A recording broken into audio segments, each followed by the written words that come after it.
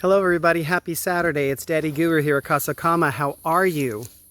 I thought I'd just show you the progress that's coming about with the new greenhouse. And it inspired me to talk about growth. You know, when you look at those plots, probably the first thing that you think of is who's dead or whose body are we burying, right? And there are, of course, no bodies to bury here because what we're doing is creating a home for life to grow, for plants to grow. But to make them grow, we have to do some changes, we have to do some excavating, and we have to do some deep digging. We have to eliminate a lot of things. In this situation, we're eliminating dirt that doesn't serve the purpose of the plants because it's very red and very clay-like, and it doesn't have a lot of nutrients like black soil. Why I'm bringing this up is because as we're continuing to promote Casa Kāma, a lot of people are asking questions about the therapies that we offer here. And one of them, of course, is intimacy healing. A lot of people haven't heard about what intimacy healing is, and it's a healing practice to help people process their trauma. Because a lot of times everybody's got trauma. Everybody's got an inner child that has been affected wrongly, who has been, mistreated or neglected or not given enough attention as a child to be able to realize the potential and to bloom and to grow.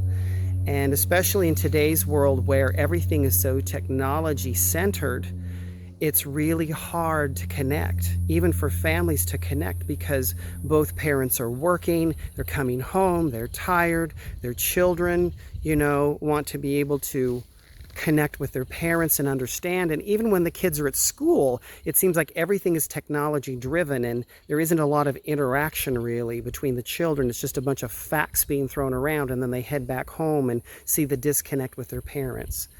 But this has been going on for a long time in different manners, even when I was a child. And there were just certain dynamics in our family that, created neglect, abandonment, inability to hold space.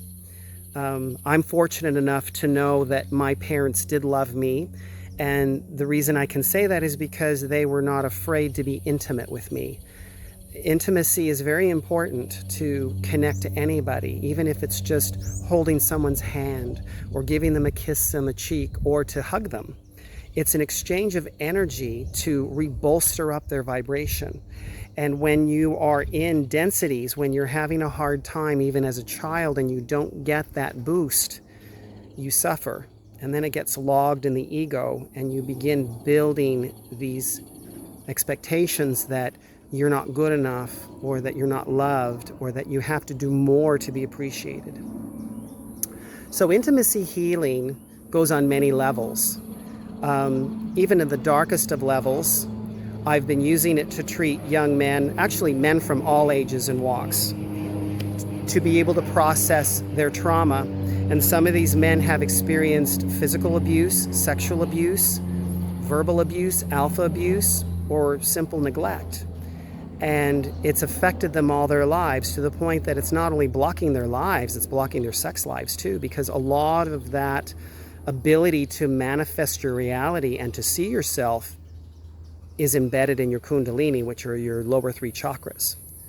So when I offer intimacy healing, what I do so that you can understand what happens is I first sit with the client and we talk about their blockages. And from there, then we do a bit of kundalini yoga and pranayama to disconnect from the ego and to be able to have the person enter their energy. It's important because the ego gets very judgmental, and it's all based on what it's absorbed ever since you were a child and all the influences that it's absorbed, like school, parents, society, media. So we disconnect from the ego, and then what I do is I lead the client into their inner child. We step out of our body and actually go visit our inner child to be able to talk through what's going on, to be able to understand what's going on, and to be able to give perspective to that inner child so that inner child knows what the future is going to hold for them. Remember, time doesn't exist. Everything is now. When we create past and future, that's just a concept, right? Time is a fourth-dimensional concept, and it's used to chronologically interpret the third dimension. So anyway, that's what I do, and when we go in to visit the inner child, it can become very emotional, deeply emotional, and I, as a facilitator, am there holding space for that individual so that when they do release, I am there to be able to exchange that energy, absorb that energy, and release that energy for them so that they can clear what's been blocking them and they can continue to move ahead in their lives. We then do some mantra work to maintain or even augment more of the vibration so that the person can understand their energy more and they can realize that all of this density was just an experience. It's not who they are. It's just an experience to help them grow and give perspective, right? So that's pretty much high level what happens.